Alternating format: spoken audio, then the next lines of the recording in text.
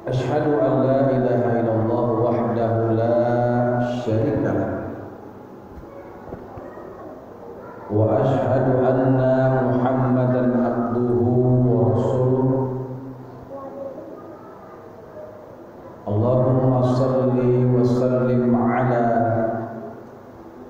sayyidina Muhammadin wa ala alihi wa sahbihi wa mawala. La hawla wa la quwwata illa billah. Amma ba'd. Fa ya ayuhan nas, usikum wa nafsi bitaqwallah. Faqad fazal muttaqun. Wa qala Allah ta'ala fi kitabihi asy-syarif, A'udzu billahi minasy syaithanir rajim. Bismillahirrahmanirrahim. Wallahu faddala ba'dakum 'ala ba'din fi rizqi ila akhir al-ayah. Shadaqallahul 'azim wa shadaqan nabiyyul karim wa nahnu 'ala dzalika minasy syahidin wasyakirin. Para sahabat, saudara-saudaraku, hamba Allah yang dirahmatinya, bersyukur kita kehadirat Allah Subhanahu wa ta'ala yang telah memberikan kita kesempatan untuk bisa melakukan kebaikan dalam segala situasi. Salawat dan salam kita sampaikan kepada Sayyidina Muhammad sallallahu alaihi wasallam. Semoga kita menjadikan akhlak-akhlak yang baik dari diri beliau sebagai kompas kehidupan kita untuk masa ini dan juga masa yang akan datang. Umat muslimin yang berbahagia, mari kita takwa kepada Allah dengan sebenar-benar ketakwaan. Ittaqullaha haitsuma kuntum. Bertakwalah kita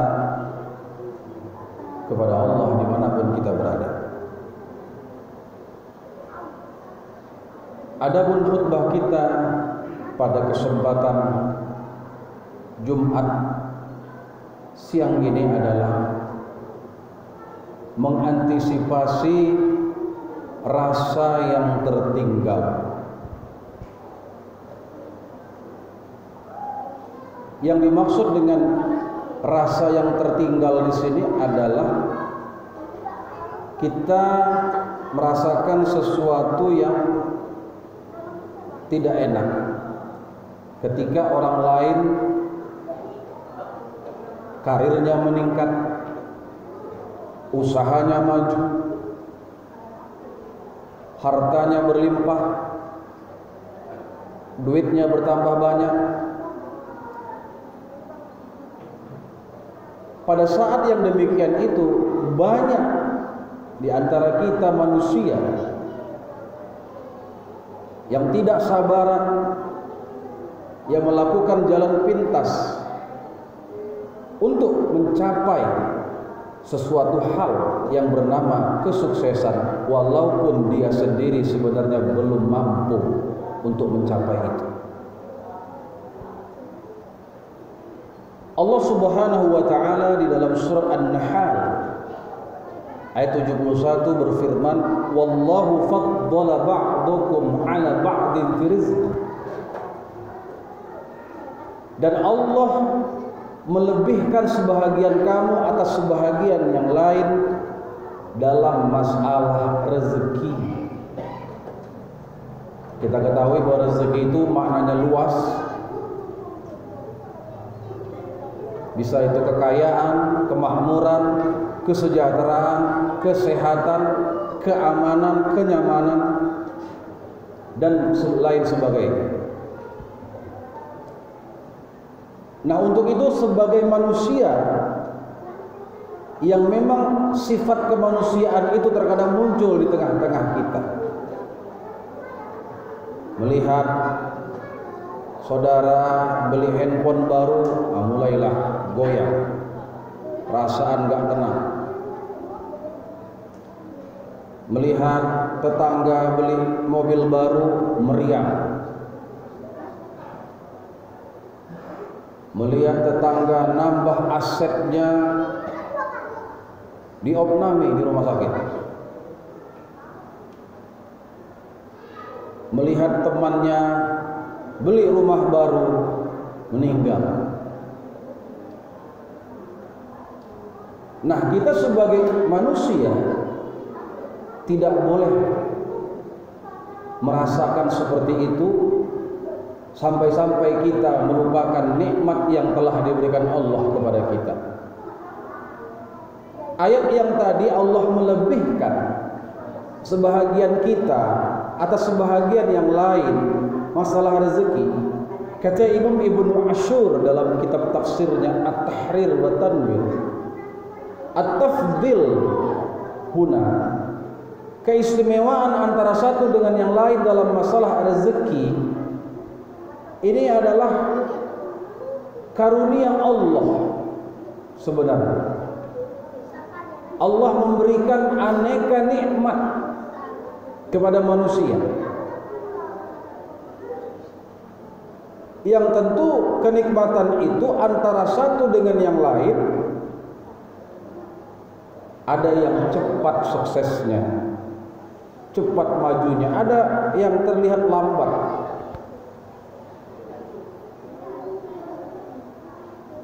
Nah, ini kita harus sikapi dengan lapang hati dan lapang dada, bahwa Allah Subhanahu wa taala menakdirkan setiap orang antara satu dengan yang lainnya beda di dalam takdirnya. Jadi kalau kita merasa tidak enakan, gelisah, merasa resah dengan keberhasilan orang lain, sikap apa yang harus kita lakukan? Mau tidak mau terkadang rasa itu muncul, memang itu manusiawi. Lihat temennya sudah sampai hafalan Al-Qur'annya misalnya, udah 3 juz, sementara dia 1 juz pun belum. Atau melihat temannya lebih pintar dari dia, temannya ranking di sekolah, melihat temannya usahanya maju, dia usahanya malah seret. Ada memang perasaan seperti itu, perasaan di mana kita resah, tak sanggup melihat keberhasilan orang lain. Maka bagaimana mengantisipasinya itu? Pertama, yakinkan bahwa itu adalah waktunya, bukan waktu Anda. Nah, jadi kalau ada orang yang sukses hari ini, ada yang maju, ada yang karirnya melesat, itu waktu dia. Sudah diberikan oleh Allah untuknya kesempatan sukses saat ini. Dan kita yang belum mencapainya, sabar, bukan waktu kita. Sebab kalau kita paksakan ini, maka batin kita akan tak menerima. Disitulah keresahan akan meningkat, kegelisahan akan mencoba membelenggu diri kita, dan pada akhirnya stres melihat keberhasilan orang lain, disiksa dengan kemajuan orang lain, padahal itu tidak ada gunanya. Biarkan, itu waktu dia. Waktu kita ada nanti saatnya, di mana kita akan mengumpulkan pundi-pundi kesejahteraan, pundi-pundi kesuksesan dalam kehidupan kita, yang mungkin nanti sukses itu bisa sama antara kita dengan dia, atau bahkan lebih dari dia. Kita tidak ada yang tahu.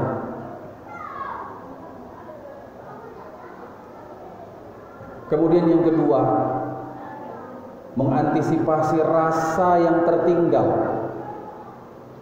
Kawan sudah maju, kita masih langkah ataupun gigi 1, dia sudah gigi 5, kita masih gigi 1. Apa yang harus kita lakukan? Kita antisipasi. Kalau memang kita nggak tahan melihat kesuksesan orang, ini yang namanya sekarang kan zaman sudah zaman informasi. Apa-apa bisa kita lihat. Perkembangan kawan kita, perkembangan tetangga kita, perkembangan guru kita, perkembangan anak-anak kita, perkembangan saudara kita, perkembangan orang-orang yang tidak kita kenal itu bisa kita lihat di media sosial. Mungkin kita lihat hari itu dia biasa-biasa saja, tapi dia posting di Facebook, posting di Instagram, dia posting di berbagai media sosial, dia terlihat sudah sukses membangun karirnya. Kalau kita nggak tahan melihat itu, maka yang perlu kita lakukan adalah tutup rapat-rapat media sosial tersebut. Kadang kalau nggak kita tutup, ada orang yang sampai rasanya tuh nyesek gitu, kesel gitu. Kenapa? Wajar. Kita ini insan yang berpikir. Ketika kita melihat ada orang yang lebih sukses dari kita, tetapi kita melihat cara hidupnya nggak benar, ibadahnya kurang, kemudian sikapnya tak baik, akhlaknya tak menunjukkan, mencerminkan dia orang-orang Islam yang hatinya damai. Tapi kok bisa maju dia? Kok bisa dia sukses? Tutup media. Jangan lihat itu. Karena kita nggak akan tahan mengkomparasi, membandingkan diri kita dengan orang lain. Tutup, cuek dengan kemajuan orang lain, cuek dengan keberhasilan orang lain. Pikirkan diri kita sendiri, terus maju kita, berkarya, bekerja untuk menghindari rasa yang tertinggal itu. Kemudian yang ketiga, apa yang perlu kita lakukan? Tanamkan dalam diri kita, hidup itu bukan kompetitif, tetapi hidup itu adalah kreatif dan kooperatif. Apa itu hidup yang kompetitif? Hidup yang penuh persaingan. Ngapailah kita bersaingkan?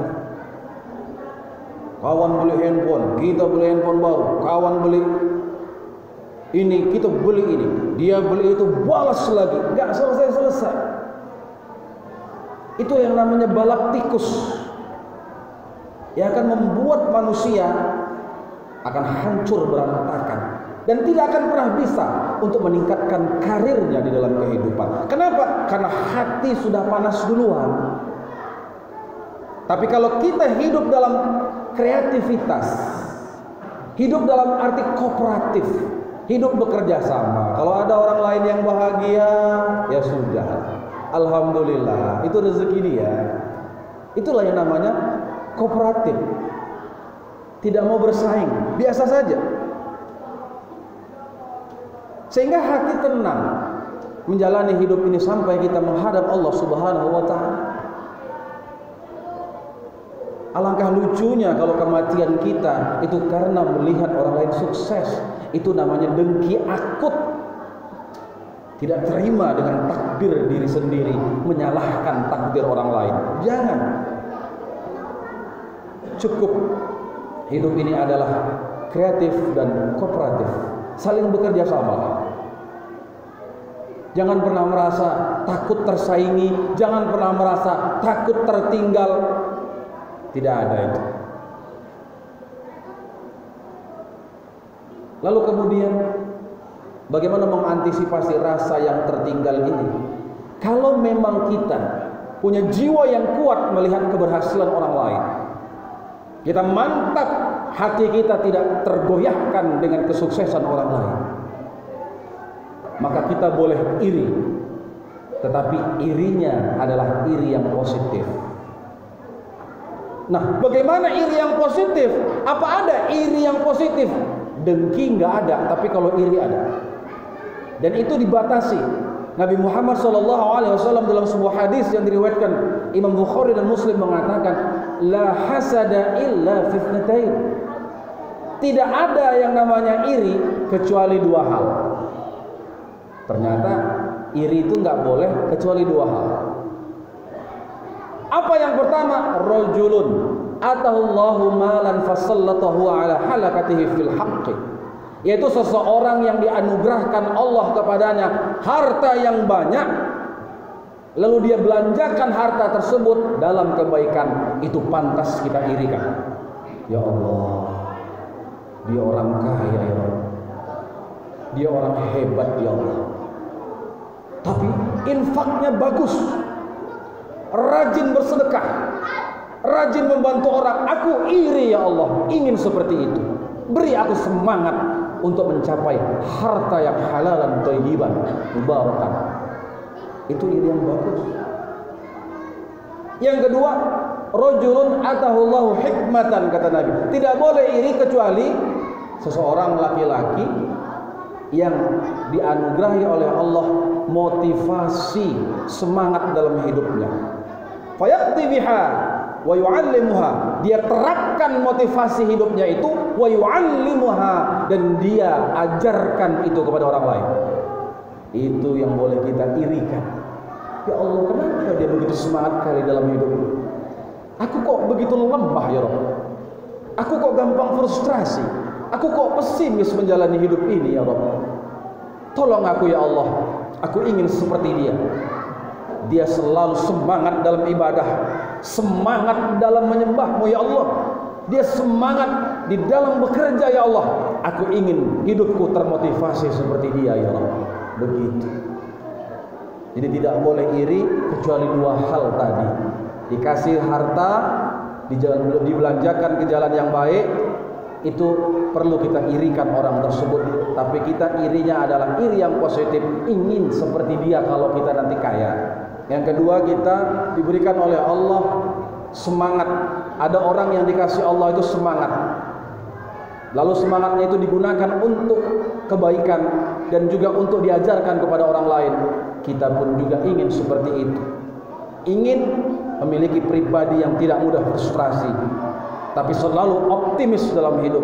Itu boleh kita irikan kalau ada orang yang memang semangatnya luar biasa dalam hidup untuk mencari ridha Allah.